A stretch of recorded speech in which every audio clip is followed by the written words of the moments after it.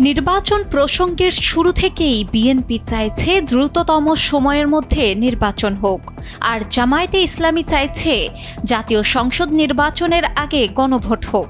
এদিকে জাতীয় নাগরিক পার্টি এনসিপির আহ্বায়ক নাহিদ ইসলামের দাবি, বিএনপি সংস্কার প্রক্রিয়াকে ব্যাহত করছে, জামায়াত নির্বাচন পেছানোর চেষ্টা করছে। যখন এমন কথা বলছে এনসিপি, তখন তারা আসলে কি চাইছে?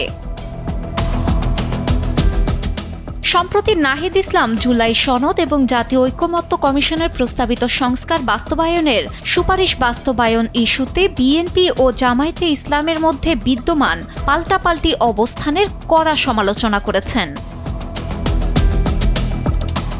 নাহিদ ইসলাম জানান, বিএনপি ঐকমত্য কমিশনের শুরু থেকেই মৌলিক বিষয়ে আপত্তি করে আসছে। তারা নোট অফ ডিসেন্ট দিয়ে করছে বিরোধিতা, তাই তারা সংস্কারের পক্ষে কতটা আছে সে বিষয়ে জনগণের মধ্যে প্রশ্ন রয়ে গেছে। অন্যদিকে জামায়াতের কার্যক্রম নিয়ে নাহিদের দাবি, হয়তো নির্বাচন পেছানোর কোনো সন্ধি করছে দলটি।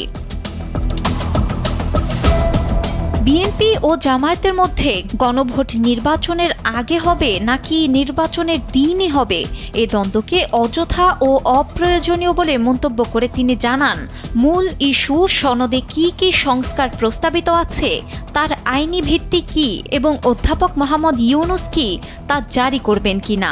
এই বিষয়গুলোতে যদি ঐকমত্য হয় তাহলে গণভোট নির্বাচনের দিনেও করা যাবে, আগেও করা যাবে। এনসিপির পক্ষ থেকে দাবি করা হয়েছে, চলতি মাসের মধ্যেই ফেব্রুয়ারিতে সময়মতো নির্বাচন এবং জুলাই সনদের আইনি ভিত্তি নিশ্চিত করে তার বাস্তবায়ন করা উচিত সরকারের। যদি এই সনদ তথাকথিতভাবে রাষ্ট্রপতি বা রাষ্ট্রপতির কার্যালয় থেকে জারি করা হয়, তাহলে এর কোনো আইনি বা রাজনৈতিক ভিত্তি থাকবে না।